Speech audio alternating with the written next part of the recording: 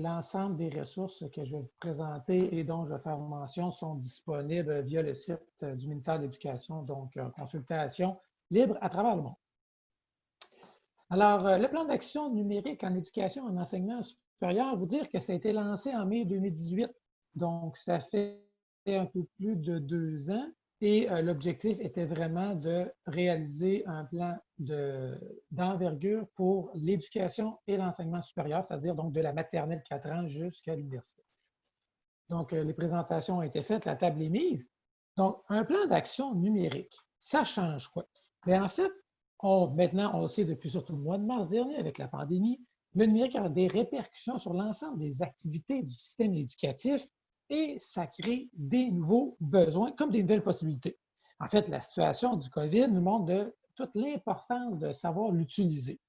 Cependant, bien évidemment, cette intégration-là du numérique mérite d'être réfléchie dans un déboulement ou en fait dans une planification à long terme. La vision du plan d'action numérique est celle vraiment de mettre l'apprenant au cœur des actions, de toutes les actions de tous les partenaires. En fait, on veut une vision intégrée vraiment de l'usage du numérique, optimale, puis on veut que ça serve pour tous dans une approche de long life learning, donc dans une posture d'apprenant tout au long de la vie. En fait, on veut vraiment, par les différentes actions du ministère, permettre aux apprenants, tels que les élèves, les étudiants, mais aussi les travailleurs et même ceux qui ont terminé leur période de travail, de développer la compétence numérique et son usage pour être un bon citoyen. Donc, le plan d'action numérique a 3 grandes orientations déclinées sur 33 mesures. En fait, si je commence par la troisième, c'est celle vraiment de la quincaillerie. Donc, pour créer un environnement propice au déploiement du numérique, le ministère investit en 5 ans près de 800 millions de dollars canadiens pour brancher les commissions scolaires, les écoles, donc faire arriver Internet, notamment dans les établissements d'enseignement, mais aussi équiper la majorité des établissements avec des appareils numériques tels que des tablettes éducatives ou encore des ordinateurs portables. Encore, ça peut être des flottes de robots ou encore de l'outillage numérique. Donc, au Québec, le plan d'action s'est porté pas seulement par le ministère, mais par une foule d'acteurs qui sont sur le terrain. On pense aux différents organismes, on pense bien sûr aux associations enseignantes, professionnelles, de gestionnaires scolaires, et on parle aussi des réseaux publics, privés et autochtones. Bien évidemment, et on l'a senti dans les 3 derniers mois, toute l'importance des parents. Donc, lorsqu'on regarde l'ampoule à l'écran, on voit que c'est vraiment le socle qui permet tout ça. Donc, le premier acteur qui va accompagner l'élève dans son apprentissage. Bien évidemment, on ne voulait pas que le plan d'action soit strictement un dossier papier ou en PDF, mais on voulait vraiment que ça soit un document pour amener les gens de passer de la vision à l'action. En fait, le plan d'action numérique, je vous partage le lien qui est une capture d'écran de ce qu'on voit présentement. Donc, je ne ferai pas la nomenclature des 33 mesures, faites-vous-en pas, mais je veux juste vous amener sur certaines mesures fortes. En fait, il y en a 2 principales. La première, qui concerne peut-être au Québec, on l'a entendu plus il y a 1 an, c'était les combos numériques. C'était vraiment d'acheter du matériel pédago-numérique à mettre dans les mains des élèves, tout ça accompagné d'une formation pour le personnel scolaire. C'en était une, il y en a 11 en tout. Et l'autre, sur laquelle je vais passer un petit peu plus de temps, c'est dans la première orientation, celle d'établir un cadre de référence de la compétence numérique transversale à tous les ordres d'enseignement. En fait, le cadre de référence, on veut que ça soit une base pour développer, oui, on parle ici d'une compétence, mais on veut la décliner sous 12 dimensions. En fait, le cadre de la compétence numérique a été lancé en janvier 2019. Et si vous regardez à droite de l'écran, donc vous voyez sous la forme d'une roue, donc dans laquelle il y a 12 dimensions, que l'on parle d'utiliser le numérique pour faire des apprentissages, pour innover, pour communiquer, et on en voit 2 qui sont au centre. Ces 2-là, au centre, c'est d'agir en citoyen éthique et de développer et mobiliser ses habiletés technologiques. On les a mis au centre, en fait, le groupe de chercheurs les a mis au centre. Et pourquoi? Parce qu'ils ont vraiment une portée fondamentale. On veut que l'apprenant développe ces différentes dimensions, certes, mais toujours en ayant en pensée d'agir de façon éthique et de développer ses habiletés technologiques. Lorsque ce cadre de référentiel de la compétence numérique a été lancé, on en a décliné un continuum de développement, non pas selon l'âge de l'apprenant ou encore son niveau scolaire, mais en fonction de 3 niveaux, c'est-à-dire débutant, intermédiaire et avancé, pour que chaque personne, chaque apprenant, travaille à monter d'un niveau chacune de ces 12 dimensions. Donc, par exemple, si on réfère à la dimension développer et mobiliser ses habiletés technologiques, bien, on pourrait avoir un niveau débutant qui est de comprendre comment ça fonctionne, un niveau intermédiaire dans lequel c'est davantage de se l'approprier, de commencer à travailler avec, de modéliser, et le niveau avancé serait davantage d'agir de façon proactive, d'aller voir les nouvelles technologies et de maintenir sa compétence à jour.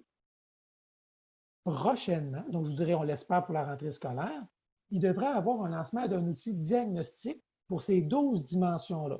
C'est-à-dire que l'apprenant pourrait aller faire un test qui dure à peu près une trentaine de minutes pour être capable de valider son niveau d'aisance selon les 12 différentes dimensions, à savoir s'il est débutant, intermédiaire ou avancé, pour ainsi s'identifier qu'est-ce qu'il pourrait faire pour les développer davantage. Et un troisième outil, en lien avec le cadre de référence de la compétence numérique, c'est un guide pédagogique. On a voulu produire, toujours à l'aide du groupe de recherche du GRIPTIC, donc un guide pour aider l'enseignant à réfléchir à l'usage numérique et, comme on le voit, la première étape, qui est la plus importante, c'est de partir de son intention pédagogique et après ça, identifier les différentes dimensions qui vont être traitées pour mettre en place un canevas, un scénario d'apprentissage. Ce n'est pas pour révolutionner le monde, il y a déjà des bonnes scénarisations de cours qui se font, mais on voulait vraiment mettre l'accent sur le fait de partir de l'intention pédagogique davantage que sur l'outil. En fait, il y a plusieurs documents de référence qui sont sur le site du ministère par rapport à tout ça, donc je vous pousse le lien avec la clavardage. Il y a une autre partie du plan d'action numérique que je voulais vraiment présenter aujourd'hui, c'est tout le soutien du développement des compétences numériques du personnel enseignant, professionnel et de soutien. On pourrait aussi inclure, bien évidemment aujourd'hui, les gestionnaires scolaires. En fait, on a une offre de formation qui est disponible sur Internet, qui est en lien avec les 3 grandes catégorisations d'outillage qu'on a de niveau numérique dans les écoles. Donc, la première image qu'on représente par l'ordinateur portable, la tablette éducative. Au centre, on a les robots et tout le matériel de programmation. Et la troisième, tout ce qui est en lien avec les laboratoires créatifs. Lorsqu'on pense à une découpe au laser ou encore à une imprimante 3D. Donc, par rapport à tout ça, il y a eu bien évidemment au début des 2 webinaires à l'intention des gestionnaires scolaires pour leur permettre vraiment de cerner l'importance de leur leadership pédago-numérique. En parallèle à tout ça, on a le groupe du récit. Le récit, pour ceux qui sont moins familiers, ce sont des conseillers pédagogiques qui sont dans chacune des commissions scolaires du Québec. En fait, je vous glisse aussi une vidéo qui présente un peu quel est le rôle des récits. Et ils sont présents pour accompagner les acteurs, les enseignants principalement, pour être capables d'intégrer le numérique dans leur pratique pédagogique. Donc, oui, ça se fait en présence, mais de façon asynchrone, on a tout ce qui est auto-formation. Il y a plus de 85 auto-formations qui sont produites par 3 partenaires, le Récit, Cadre 21 et Learn, pour permettre aux enseignants, au personnel scolaire, de développer de façon asynchrone leurs compétences à l'usage du numérique.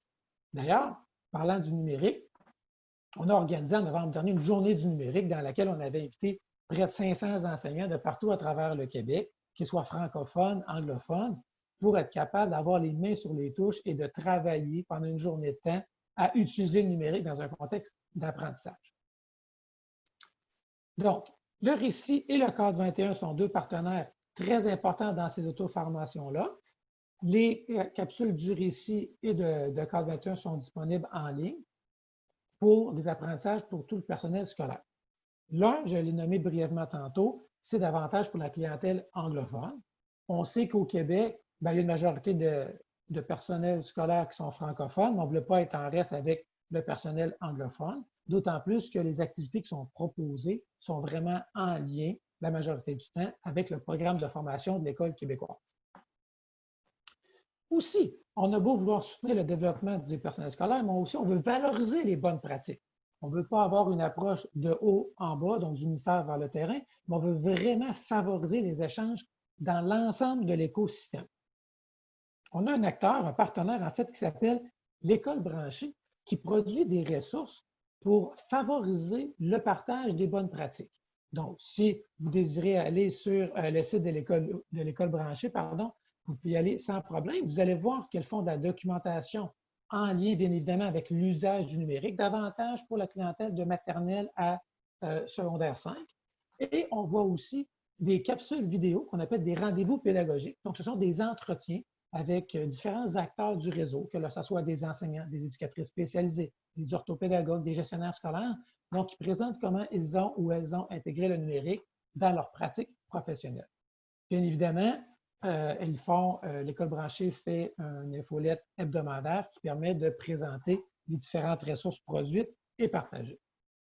Et lorsqu'on parle de vouloir soutenir le terrain, bien évidemment, on a mis à profit donc, un groupe de recherche qui était France Gravel et son équipe, dans laquelle ils ont travaillé sur la gestion de l'implantation des classes numériques dans les établissements d'enseignement primaire et secondaire au Québec. Je ne veux pas trop en parler pour l'instant. Je pense que Mme Gravel va l'expliquer mieux que moi, mais sachez que sa recherche a été demandée par le ministère de l'Éducation pour voir les bonnes pratiques pour intégrer le numérique dans les établissements. Dans le deuxième axe du plan d'action numérique, on a voulu offrir des ressources éducatives numériques à l'ensemble du personnel scolaire. Donc, actuellement, il y a 3 licences nationales, donc des ententes qui ont été faites avec Radio-Canada pour leur plateforme Curio, avec l'Office national du film et aussi avec la GRIX, la collection de vidéos éducatives, qui sera bientôt prise par Télé-Québec, pour favoriser l'usage de capsules vidéo, donc d'œuvres, pour l'usage dans la classe ou encore à la maison par les élèves.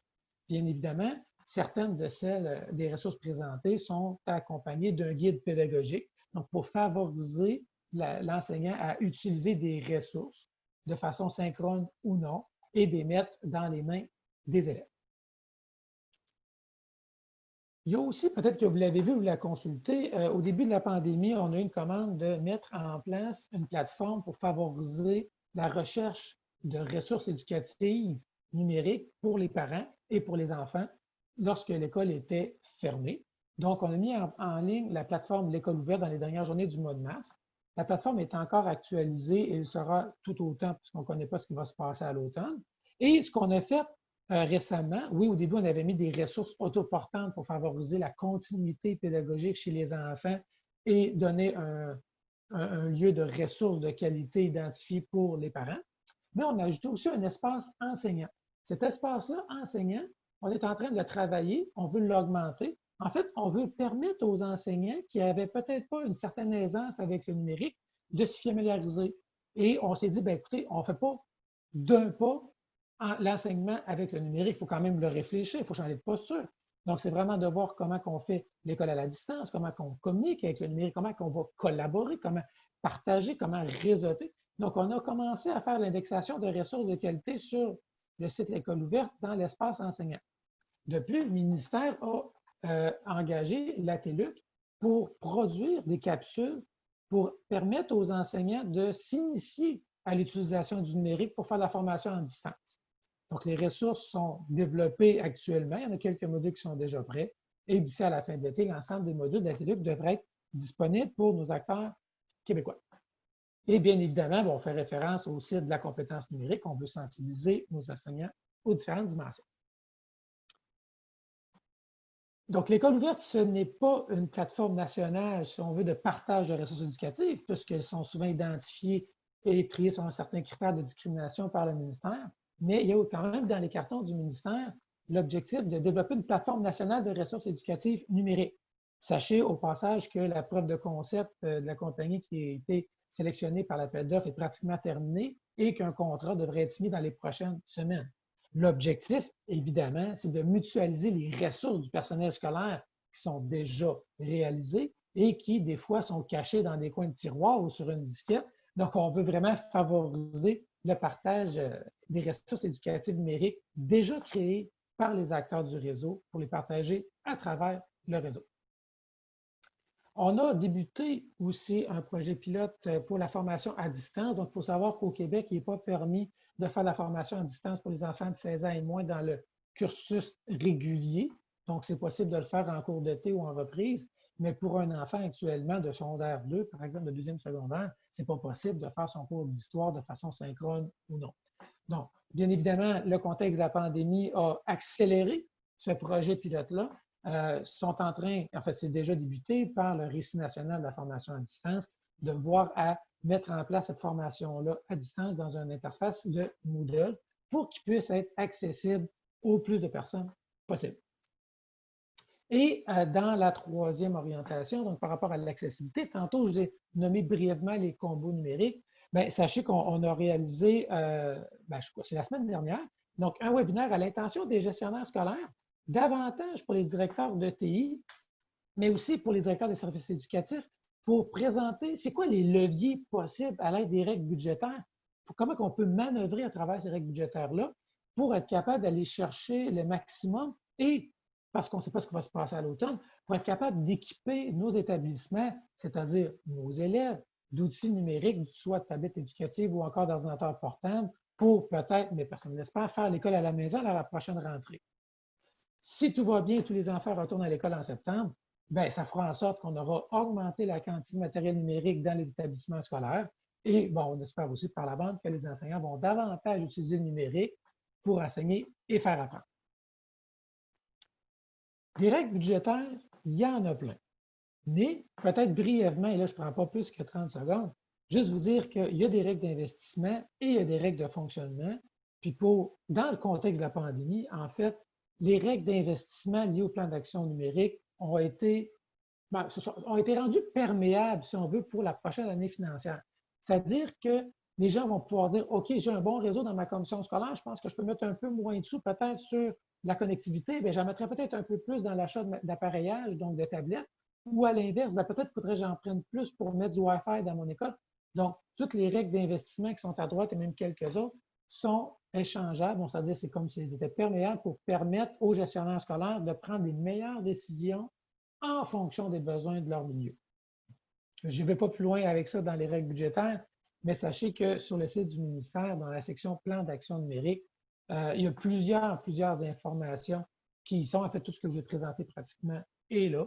Et bien évidemment, il y a aussi un lien si jamais il y en a qui veulent plus d'informations. Alors, je vais faire un petit topo pour camper le plan d'action numérique, vous le présenter. Mais bien évidemment, mon objectif, c'était d'introduire Mme Gravel avec les fruits de sa recherche. Alors, si vous avez des questions, bien, après la présentation de Mme France Gravel, ça va me faire plaisir d'y répondre.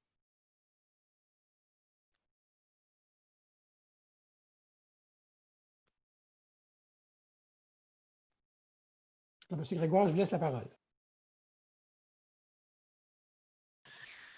Non, moi, je laisse tout simplement passer la parole directement à Mme Gravel. On va faire les questions à la fin complètement. Alors, France, lorsque vous êtes prête, je vais d'ailleurs activer votre microphone.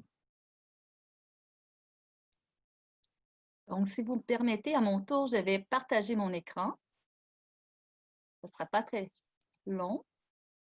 Juste me confirmer que vous entendez bien.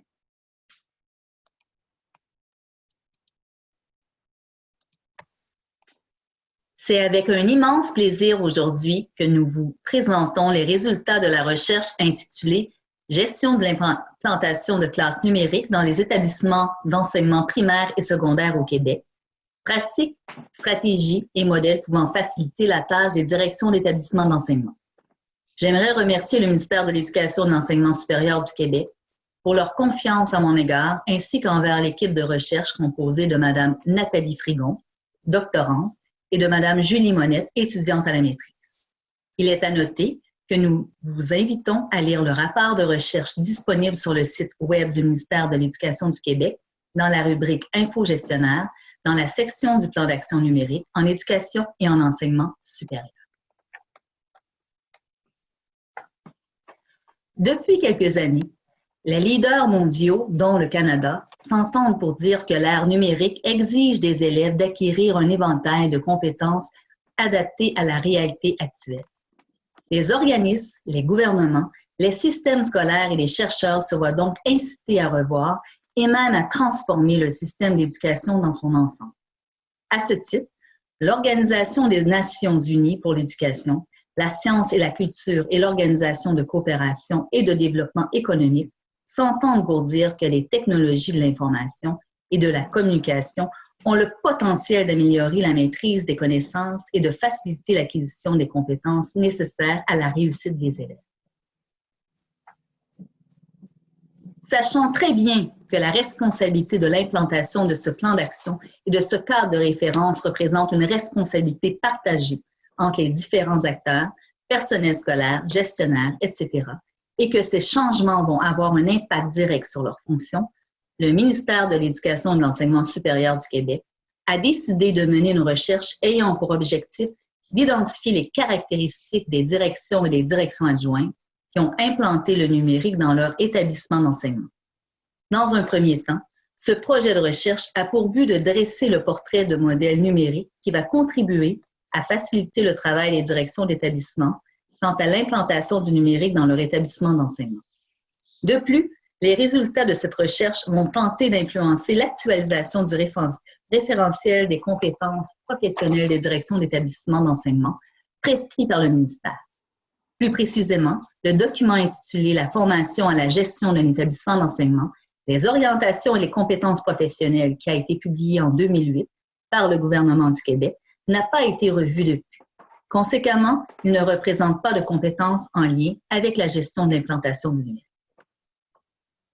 Dans le rapport « Transformer les esprits, l'enseignement public du Canada, une vision pour le 21e siècle », produit par C21 Canada, on souligne l'importance pour le ministère de l'Éducation d'orienter de nouveaux modèles d'apprentissage en fixant des buts et des objectifs précis pour les systèmes d'éducation provinciaux et territoriaux, comme la redéfinition des résultats d'apprentissage et du programme d'enseignement, l'accès personnalisé à la technologie pour les élèves et les enseignants, la création de nouvelles normes du 21e siècle pour les responsables de l'éducation, la modernisation des pratiques pédagogiques et le financement ciblé pour accélérer l'intégration des technologies de l'apprentissage aux salles de classe. La fonction de direction d'établissement d'enseignement a été identifiée comme étant devenue lourde et complexe à exercer, freinant parfois même l'innovation, faute de temps et de ressources. Concrètement, le plan d'action numérique en éducation et en enseignement supérieur du ministère de l'Éducation et de l'Enseignement supérieur du Québec va exiger de la part des directions d'établissement d'enseignement de modifier leurs pratiques professionnelles ainsi que leur stratégie de gestion, ce qui aura un impact direct sur leurs fonctions. Dans ce sens, l'étude de l'OCDE Thalys datant de 2010 démontre que les directions d'établissement d'enseignement doivent non seulement avoir cette vision, mais également être en mesure de mobiliser leur équipe école dans le cadre de la transformation de leur établissement d'enseignement à l'ère du numérique. Pour ce faire, ils doivent agir en tant que leaders transformationnels et modéliser l'utilisation des technologies de l'information et de la communication dans leurs pratiques de gestion. Ainsi, comme proposé par la Lancet dans le cadre d'une étude menée par la Fédération québécoise des directions d'établissements d'enseignement, disposer d'exemples de stratégies de gestion efficientes et de modèles novateurs en matière de gestion de l'éducation permettrait aux directions d'établissements d'enseignement de s'inspirer d'exemples concrets sans nécessairement les reproduire. Cet état de fait rejoint Charlot et Poirel qui, dans le cadre d'une recherche, ont découvert que les directions d'établissements d'enseignement tentent de chercher du soutien ou des informations afin de faire face aux changements. Devant ces enjeux, il paraît légitime d'identifier les caractéristiques du leadership transformationnel, les pratiques professionnelles et les stratégies de gestion utilisées dans le cadre de l'implantation du numérique au sein d'établissements d'enseignement au Québec, compte tenu que le référentiel de compétences des directions d'établissements d'enseignement actuellement en vigueur ne fait en aucun temps référence à la gestion du numérique. L'originalité de la recherche proposée relève donc de deux ordres. D'abord, elle tient compte du fait qu'aucune étude spécifique n'a porté sur le leadership transformationnel des directions d'établissements d'enseignement associées à l'implantation du numérique jusqu'à maintenant. Grâce au ministère de l'Éducation et de l'Enseignement supérieur du Québec, qui a rendu public son plan d'action numérique en éducation et en enseignement supérieur au mois de mai 2018, ce projet de recherche est une belle opportunité de collaboration entre chercheurs et praticiens ayant pour objectif d'accompagner les directions d'établissements d'enseignement quant à l'implantation du numérique. De plus, il semble que le partage de pratiques professionnelles et de stratégies de gestion favorisant l'implantation du numérique dans les établissements d'enseignement n'est pas coutume courante au sein des commissions scolaires au Québec. Plus précisément, elle va permettre le partage de stratégies de gestion ayant été utilisées par les directions et les directions adjointes qui ont été précurseurs quant à la volonté de répondre aux besoins pédagogiques des élèves à l'ère du 21e siècle, sans pour autant alourdir la fonction de direction et de direction adjointe d'établissements d'enseignement. Plus précisément, les objectifs se résument comme étant de dresser le portrait d'implantation numérique pouvant contribuer à faciliter le travail des directions et des directions adjointes quant à l'implantation du numérique dans leur établissement d'enseignement, ainsi que faciliter un transfert de connaissances et d'expertise professionnelle via un partage du savoir pratique et accessible à toutes les directions et les directions adjointes d'établissements d'enseignement, aux acteurs du milieu de l'éducation, ainsi qu'à tous les professeurs d'université enseignant dans le cadre de programmes d'études en gestion de l'éducation, tant sur la scène provinciale qu'internationale. La démarche méthodologique a été la suivante. Les directions et directions adjointes d'établissements d'enseignement ont été invitées à participer à la recherche suite à une invitation qui leur a été acheminée par l'Association des commissions scolaires anglophones du Québec, l'Association montréalaise des directions d'établissements scolaires, l'Association québécoise du personnel de direction des écoles, la Fédération des établissements d'enseignement privés, ainsi que par la Fédération québécoise des directions d'établissements d'enseignement. Les entrevues ont été semi-structurées et les questions ont découlé du cadre théorique en lien avec le leadership transformationnel qui ont été répertoriés et validés par des membres du comité de suivi lors d'un entretien focalisé. Elle visait à identifier les principales caractéristiques du leadership transformationnel, les pratiques professionnelles et les stratégies de gestion de 20 directions qui ont implanté le numérique dans leur établissement d'enseignement. D'une durée de 30 à 45 minutes chacune, elles ont comporté principalement des questions en lien avec les caractéristiques du leadership transformationnel. Les verbatims des entrevues ont été transférés dans la banque de documents du logiciel NVivo 10 qui a été utilisé comme outil de traitement de données. Les données ont été soumises à 2 phases d'analyse privilégiant une approche semi-inductive. Dans un premier temps, la réduction des données a été effectuée et puis traduite en code et en catégories jusqu'à la saturation des données. Un travail de révision, de classification et de mise en relation des codes et des catégories a été par la suite réalisé de façon périodique. Finalement, la relecture complète des entrevues et du journal de bord ainsi que l'examen attentif des données réduites ont été privilégiés afin de permettre des réajustements avant la rédaction du rapport final. Un canevas d'entrevues semi-dirigé comportant des questions sur les principales caractéristiques du leadership transformationnel, les pratiques professionnelles et les stratégies de gestion ont constitué le principal instrument de mesure. Le journal de bord, par sa pensée scientifique, a été utilisé afin de colliger les faits et les événements qui se sont déroulés pendant l'étude. Cet instrument a permis de construire un savoir professionnel à apprendre des décisions, à résoudre des problèmes. Au total, 20 directeurs d'établissements d'enseignement primaire et secondaire au Québec ont participé à l'étude. Il était souhaité que les participants représentent des établissements tant de niveau primaire que de niveau secondaire, de milieux socio-économiques diversifiés, réseaux publics et privés, et utilisant les 2 langues officielles du Canada, c'est-à-dire le français et l'anglais. Le choix des participants a été réalisé en concertation avec le comité de suivi du ministère de l'Éducation et de l'Enseignement supérieur du Québec. Les participants ont été sélectionnés sur une base volontaire tout en respectant les critères suivants. Occuper un poste de direction ou de direction adjointe et avoir géré l'implantation du numérique dans un établissement d'enseignement au Québec. Et maintenant, je cède la parole à Mme Nathalie Frigon qui va vous présenter les principaux résultats de recherche.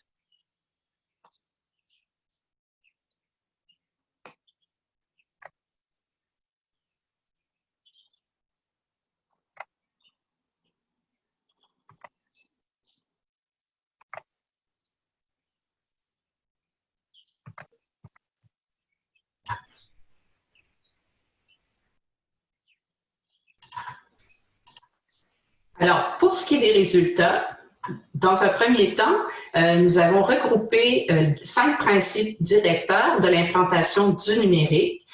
Alors, il y avait le principe d'équité, c'est-à-dire assurer une équité en ce qui concerne les services et les ressources aux élèves dans les différents établissements d'enseignement. Un des principes qui avait été mentionné par les participants était la collaboration, c'est-à-dire la capacité de développer les acteurs scolaires à collaborer ensemble et à permettre à chacun de s'inspirer les uns des autres en vue de faciliter et d'accélérer l'implantation globale du numérique au Québec. Pour ce qui est de l'autonomie, c'était essentiellement de respecter l'autonomie des directions d'établissements d'enseignement, leur permettant de mettre en œuvre les changements qui sont liés au plan d'action numérique, tout en s'arrimant au rythme de leur équipe école ainsi qu'aux besoins spécifiques de leur milieu. Pour ce qui est de l'équilibre, c'était d'assurer un équilibre à travers les différents rôles, les fonctions, ainsi que les responsabilités des directions d'établissement, ce qui s'avère nécessaire pour une saine implantation du numérique en éducation. Pour terminer, il y a la valeur de respect ou le principe de respect qui consiste à respecter le rythme de changement de chacun tout en offrant une préparation équitable au marché du travail en vue d'assurer une viabilité du projet d'implantation numérique. Il y a 2 pratiques de gestion de l'implantation numérique. D'abord, celles qui sont reliées à la stratégie de l'implantation du numérique, c'est-à-dire planifier stratégiquement l'implantation du numérique, d'utiliser des outils pour en faire la planification et le suivi, d'effectuer une reddition de compte annuelle et enfin de prendre des décisions en se basant sur les données.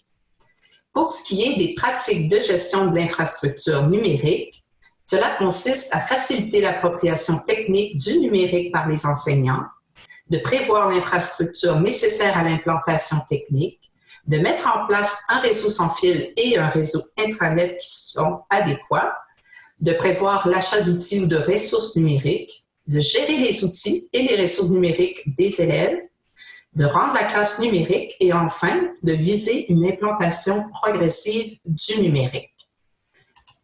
Les 2 premières pratiques de leadership transformationnel sont les pratiques d'influence vers une vision commune et les pratiques d'inspiration, de motivation et d'engagement.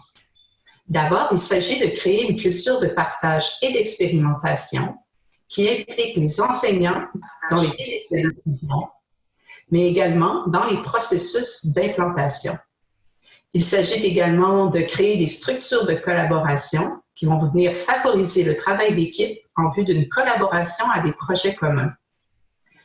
Ensuite, pour l'inspiration, la motivation et l'engagement, c'est de favoriser le travail en réseau, d'accompagner individuellement les enseignants, de manifester publiquement sa reconnaissance, de permettre les échanges réguliers à tous les niveaux de l'organisation. Il y a également la pratique de stimulation intellectuelle vers l'innovation qui consiste à mobiliser les agents multiplicateurs, à faciliter la mise en œuvre de différents projets pilotes, de participer à des projets de recherche. Enfin, les pratiques de considération individualisée dans le développement des compétences portent sur, évidemment, le développement de la compétence numérique des élèves, le développement de la compétence professionnelle des enseignants à intégrer le numérique en salle de classe et de développer la compétence de gestion des directions d'établissement. De nos résultats, nous avons retiré différentes recommandations que nous avons proposées au ministère de l'Enseignement et de l'Enseignement supérieur du Québec. D'abord, de mettre de l'avant pour les écoles un plan d'action numérique de l'établissement et une reddition de compte qui nous permettrait d'avoir une ligne directrice claire et uniforme pour tous les établissements d'enseignement, de favoriser l'implantation progressive dans le milieu, d'assurer une certaine cohérence et une équité dans l'offre de services, autant dans les établissements privés que les établissements publics, de mettre en œuvre le plan d'action numérique d'établissement d'enseignement dans chacun des établissements et de faciliter cette reddition de compte sur les moyens plutôt que sur les résultats d'apprentissage. D'un autre côté, on propose de poursuivre l'optimisation du fonds de financement dans les écoles qui vont soutenir l'implantation progressive du numérique Également, de planifier l'engagement de personnel pour le soutien pédago-numérique qui pourrait assurer la formation et l'accompagnement du personnel enseignant, mais au sein même des établissements d'enseignement, et de proposer l'aide de spécialistes dans la gestion de l'implantation du numérique qui seraient responsables de la formation et du soutien des directions d'établissements d'enseignement.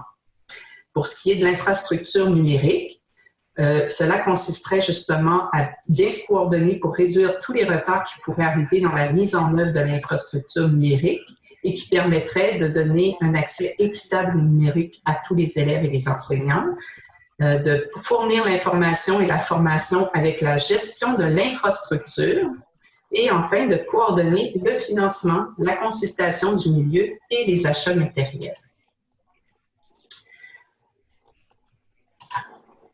En conclusion, il s'agit de miser sur le leadership transformationnel du personnel de direction pour accélérer la mise en œuvre du plan d'action numérique en éducation et en enseignement supérieur. Une autre proposition, c'est de développer la compétence pédago-numérique des directions d'établissements d'enseignement axée sur la gestion de l'implantation pédago-numérique. Et en troisième lieu, de mieux outiller et soutenir les directions d'établissements d'enseignement dans la formation continue du personnel de direction quant à la gestion de l'implantation pédago-numérique, soit par de la formation, de l'accompagnement ou des ressources. Nous vous invitons à lire le rapport de recherche disponible sur le site Web du ministère de l'Éducation et de l'Enseignement supérieur à l'adresse proposée. Alors, nous vous remercions et nous vous souhaitons une excellente journée.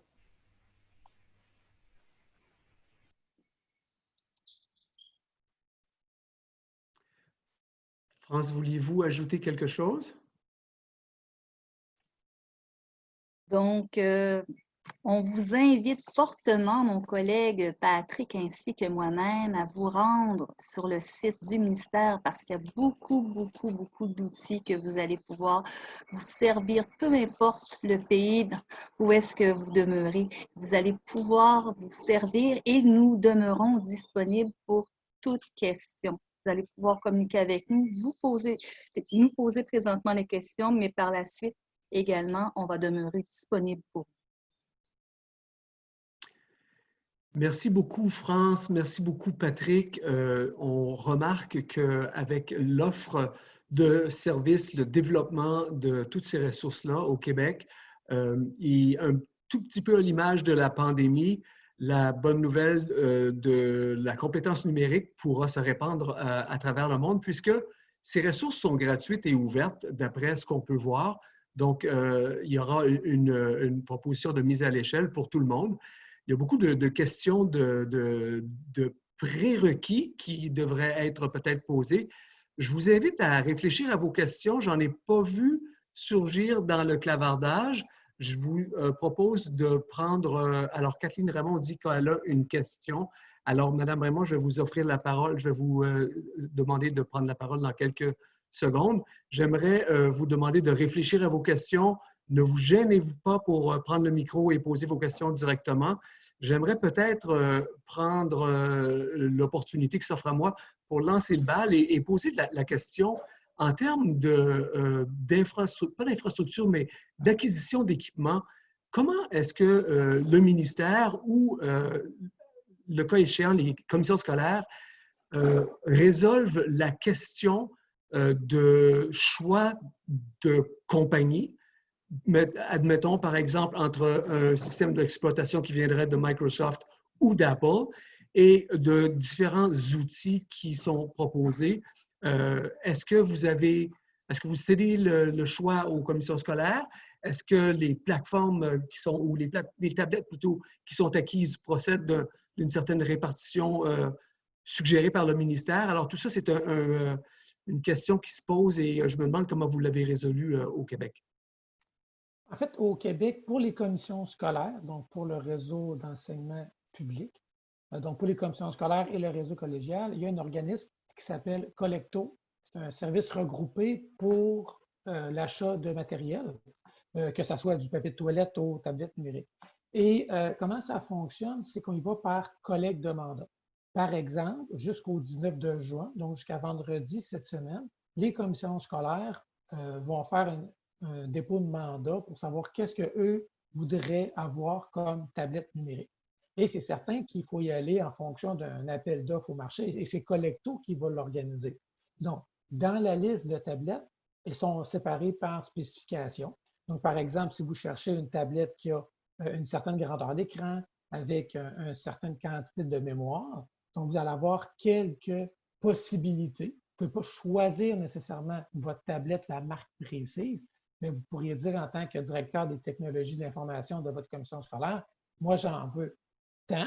Et là, à ce moment-là, Collecto va se retourner de côté pour aller faire un appel d'offres au marché et il va aller chercher cela au meilleur prix. C'est certain que dans certaines catégories, il y a un seul joueur.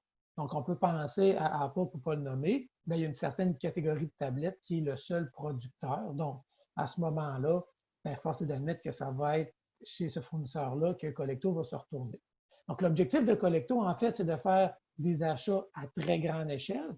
Donc, on s'entend juste au niveau des règles budgétaires que je vous ai présentées tantôt, on peut aller chercher jusqu'à 171 millions de sommes pour, non pas juste acheter des tablettes, mais de numérique, on parle de connectivité. Donc, quand on est capable d'avoir 72 commissions scolaires qui se regroupent ensemble pour faire des achats, bien, habituellement, on a un meilleur prix. Merci beaucoup pour les précisions. Madame Kathleen Raymond, une question pour Madame Gravel. À vous la parole, Madame Raymond. Oui, bonjour. Tout d'abord, merci à vous deux. Ce fut très éclairant. Je me demandais, Madame Gravel, dans votre rapport, peut-être que j'ai mal compris, mais je me demandais, vous suggérez beaucoup de formations pour les directions et tout le monde, ce qui est excellent, sauf que ayant seulement 24 heures dans une journée et les directions ayant déjà beaucoup de choses à faire, moi, je suis présentement enseignante et conseillère et je regarde le manque de temps et je me demande s'il ne serait peut-être pas mieux, vu que ce sont aussi des compétences et des affinités et des habiletés différentes. Je pense entre autres à mon directeur présentement qui a de grandes habiletés de négociation avec la commission scolaire et qui peut faire des budgets, ventiler les budgets. Et il est bon dans le côté humain, d'avoir un bon leadership avec les enseignants. Il y a un bon contact avec les étudiants aussi. Mais au niveau des technologies, là, c'est pas sa force. OK? Puis, je me demande s'il y aurait possibilité d'ajouter des professions aussi, comme on a des conseillers, conseillères pédagogiques. Moi, j'ai une maîtrise en formation à distance. J'ai un certificat en intelligence artificielle du MIT, mais moi, je ne suis pas un professeur régulier. Moi, j'ai fait ça parce que j'étais plus intéressée à ça qu'à apprendre à jouer au tennis. OK? C'est dans mes loisirs. OK? Sauf que ce ne sont pas les loisirs de tout un chacun. Il y en a qui sont mieux dans d'autres choses. Donc, j'irais pour de l'ajout personnel ici, un peu comme un professeur ne peut pas s'occuper des personnes en situation de handicap toujours. Donc, ici, peut-être qu'il y aurait des professeurs ou des technologues ou des conseillers technopédagogiques spécifiquement pour amarrer les apprentissages au programme à chacun des niveaux. En tout cas, vous voyez un peu où je m'en vais avec ça. Donc, je me demande si la formation des personnes en place avec 24 heures dans une journée est suffisante ou si on ne devrait pas ajouter aussi des professions. Honnêtement, pour répondre à votre question, je vous invite à lire le rapport parce qu'on l'a recommandé au niveau d'ajout. Excusez-moi. Sauf que ce qui est très important à comprendre, c'est que le référentiel des compétences des directions d'établissements d'enseignement au Québec est désuet, c'est-à-dire qu'il date de 2008 et en aucun cas on fait référence au numérique. Ce que ça veut dire, c'est qu'au Québec, pour occuper la fonction de direction d'établissement d'enseignement, on est obligé, c'est prescrit par la loi, de suivre ou de s'inscrire à un diplôme d'études supérieures spécialisé en gestion de l'éducation. Donc, quand le référentiel de compétences n'est pas à jour, il n'existe actuellement aucune formation s'adressant aux directions d'établissement d'enseignement ou aux aspirants directions d'établissement. Alors, c'est pour ça que le ministère de l'Éducation était soucieux d'offrir aux directions d'établissement de l'accompagnement, de la formation pour les aider quant à la gestion de l'implantation du numérique. Et moi, je remercie le ministère parce que c'est la première fois que le ministère est aussi interpellé par l'importance de former ces directions et de les accompagner. Je ne peux pas tout vous dire parce qu'il y a de belles réalisations à venir en collaboration avec le ministère, mais je peux juste vous dire que très bientôt, il va y avoir une formation offerte au personnel de direction au Québec, mais qui va être également disponible à travers le monde.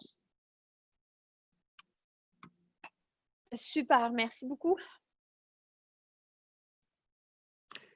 Merci. Et je fais remarquer que pendant la présentation de la question, M. Hood a ajouté une forme de réponse au clavardage. D'ailleurs, on a beaucoup de ressources et de références qui sont placées dans le clavardage, dont on vous fera part à la suite de l'atelier. Est-ce qu'il y avait d'autres questions? J'en ai pas vu surgir. Moi, j'étais un peu intéressé à savoir, puis je m'excuse, je vais prendre le plancher 2 secondes. Il nous reste quand même 10 minutes à l'atelier, alors ne vous gênez pas. Je suis curieux de savoir, on parle d'une seule compétence, la compétence du numérique, et vous allez excuser mon ignorance parce que je n'ai pas étudié le plan d'action numérique et sa présentation, mais je remarque que dans les dimensions, on inclut alors, ce qu'on appelle des dimensions qui sont en réalité, dans d'autres cadres de référence, des compétences, comme la pensée critique. Je vous inviterai peut-être tous les deux à discuter comment est-ce que l'acquisition du numérique se fait au quotidien pour les élèves, dans la mesure où il n'y a pas vraiment de cours pour l'acquisition du numérique ou pour la compétence du numérique. Alors, je pense qu'on va parler de développement des compétences à travers justement tout ça. Je ne sais pas si vous aimeriez commenter, si c'est suffisamment clair, M. Hood, Mme Gravel. Oui, bien, je vais commencer, puis je vais laisser Mme Gravel poursuivre, non pas par non-galanterie, mais juste pour camper le cadre de référence. En fait, effectivement, que si on lit les premières versions du plan d'action numérique, au début, on parlait des compétences numériques. Puis, lorsque le mandat a été attribué en fait au GRIPTIC, donc un groupe de chercheurs sur les technologies de l'information et de la communication, qui sont un peu plus de 100 quelques chercheurs ou 70 chercheurs là-dedans, à force de référencer l'ensemble des référentiels sur la Terre, ils ont dit, bien, on va peut-être, oui, il y a différentes déclinaisons, mais on va parler de la compétence numérique, comme on pourrait parler aussi de la compétence de la gestion de classe chez un enseignant. Donc, la compétence numérique avec ses 12 dimensions qui sont, comme vous l'avez nommé, collaborées. Donc, certains vont parler des 6C, des compétences du 21e siècle, mais peu importe le cadre de référence, on fait un lien souvent avec les mêmes éléments. Ça, c'est une chose. C'est certain que tantôt, Mme Gravel l'a nommé, le cadre pour les gestionnaires scolaires date. Même chose pour la formation. Donc, il y a les compétences dans la formation enseignante qui datent du début des années 2000 aussi. Donc, il est en actualisation. Son lancement devrait se faire probablement à l'automne prochain. Et il y avait historiquement la 8e dimension, la 8e compétence qui était l'intégration d'éthique dans la formation du futur enseignant. Mais on veut la mettre de l'avant aussi, puis plus spécifiquement aller travailler les 12 dimensions. De même, chez l'apprenant, donc chez l'élève notamment, il devrait y avoir, peut-être d'ici 2 ans, un ajustement du programme de formation de l'École québécoise. Vous connaissez peut-être les compétences transversales. il y en a une qui parle de collaborer, communiquer, utiliser le numérique. Bien, ici, on voudrait introduire justement ces dimensions-là de la compétence numérique pour l'expliciter dans les programmes. Mais Dieu sait, on sait que souvent, quand c'est l'affaire de tous, il n'y a personne qui s'en sert. Donc, on voudrait quand même que dans une équipe école, on partage ce développement-là de la compétence numérique. Mais pour l'instant, il n'y a rien de formel. Donc, pour enrichir, comme mon collègue disait, c'est ça, il n'y a rien de formel tant au niveau du référentiel des enseignants que des directions. Mais ce qui est important au niveau des directions, c'est, premièrement, il faut que la tête dirigeante y croit et soit capable de comprendre et d'accompagner son équipe école. Donc, de développer sa compétence, le leadership pédago-numérique. Et être le modèle, c'est-à-dire quand on est en équipe école, de se servir de la technologie. Non pas rester au niveau, par exemple, de l'utilisation du papier. Donc, la gouvernance scolaire, c'est important que ce soit maintenant, on appelle ça les centres de services scolaires et non plus les commissions scolaires au Québec depuis lundi. Alors, il faut que la gouvernance, que ça parte de là, que ça redescende au niveau de la direction des établissements d'enseignement pour que la direction puisse travailler en collégialité avec son équipe école quant à la gestion de l'implantation du numérique dans les salles de classe. Et aussi, ça peut être au niveau des services de garde, ça peut être vraiment pour l'ensemble de son établissement d'enseignement. Merci beaucoup. Puis, je trouve vos réponses très éclairantes. Je vous remercie. J'ai un commentaire et une autre question. Je surveille les gens, ne vous gênez pas. Moi, j'ai beaucoup de questions. Si vous levez la main, je vous passe la parole. Je vous fais passer en premier. Madame Raymond ajoute quelque chose. Je pense que c'est plutôt un commentaire. Je le lirai par la suite. Alors, le commentaire, c'est « Je me demande et je crois que les enseignants doivent apprendre la compétence numérique en même temps que les élèves. Je me demande comment est-ce que cet échange se déroule et si c'est une réalité dans les salles de classe que vous observez. Première question. Deuxième question, je suis vraiment curieux en termes d'une annonce qui sera faite prochainement, qui est l'outil d'évaluation de la compétence numérique qui sera présenté sous peu. Moi, j'étais familier avec la plateforme PIX, qui a été développée en France, que je trouvais vraiment fabuleuse. Je me demande si vous vous êtes inspiré de ça et si votre outil va ressembler à ça. Je vais commencer à répondre avec l'outil. Donc, effectivement, que PIX est un très bel outil justement pour que l'apprenant puisse se positionner par rapport à sa compétence numérique. Donc, c'est un peu dans le même genre d'interface qu'on veut faire. Et ce n'est pas le ministère directement là, qui va la produire ou qui est en cours de production, c'est les chercheurs du GRIPTIC aussi. Et l'objectif, c'est que cette plateforme-là soit intelligente, en tout cas, l'intelligence artificielle, bien évidemment, pour être capable de s'adapter. Et on l'avait bien sûr facilement évoluable pour être capable de mettre des données au goût du jour ou encore de donner des exemples pour les élèves qui touchent à leur quotidien, si on veut parler par exemple d'une application particulière. Donc, mais le modèle ou l'approche est un peu comme celle de PIX. Toutefois, il faut bien comprendre que le cadre de référence ne met pas des niveaux selon l'âge, mais vraiment selon des niveaux d'atteinte de débutant, intermédiaire, avancé. Et concernant la fracture numérique pour les enseignants, c'est certain que, tantôt je parlais là, des conseillers pédagogiques du RICI, qui sont plus de 200 soldats, si on veut, dans les écoles du Québec pour accompagner les enseignants. Et il y a une posture qu'on essaie d'amener l'enseignant à avoir, c'est-à-dire qu'il ne faut pas attendre que ça soit parfait avant de le faire. Il faut être capable d'être agile et de dire, ben oui, les enfants en savent peut-être plus que nous sur certaines fonctionnalités de la machine, mais moi, en tant qu'enseignant, je suis quand même le guide qui peut mettre en lien la matière et l'enfant, donc c'est toute la relation didactique. Donc là, le numérique doit être un frein aux relations entre l'enseignant et l'élève, mais peut être un sujet de réflexion aussi. On apprend avec le numérique, on apprend par le numérique aussi. Mais l'idée, c'est vraiment d'être un peu inconfortable parce que ce n'est pas parfait avant de l'amener aux élèves. On a une question de la part de Mme Parr. Marcel, à vous la parole. Oui, merci. Je voudrais savoir si il y a des éléments qui se sont transformés en cours de route depuis qu'on parle du numérique en quelques années. C'est sûr que ce qu'on vit présentement apporte, veut pas, une utilisation majeure, un impact très, très important sur le numérique et souvent les directions d'établissement sont préoccupées, avec raison d'ailleurs, des infrastructures, toute l'architecture du réseau, puis la sécurité informatique et les outils, le matériel. Et tout à l'heure, M. Aude a parlé beaucoup, puis dans la présentation de France également, d'intention. Quelle est notre intention au-delà de l'outil? Est-ce que vous êtes en mesure de savoir, dans l'étude que vous avez faite, à quel point les directions d'établissement sont également préoccupées de l'utilisation pédagogique qu'on fait avec le numérique, au-delà de l'outil? Et puis, de quelle manière, en termes de leadership pédagogique, ils sont à même d'implanter ces changements-là avec leur personnel enseignant, le personnel professionnel dans les établissements actuellement, où on en est là-dessus? Si vous me permettez, je vais répondre en partie à cette question. Par la suite, je vais céder la parole à mon collègue Patrick. Ce qui a changé avant la pandémie, c'est très simple.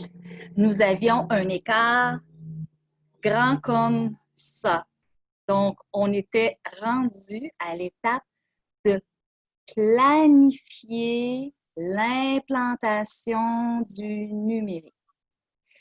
Et malheureusement, certains collègues, parce que comme ça a été mentionné au niveau de ma biographie, j'ai occupé la fonction de direction d'établissement pendant des années.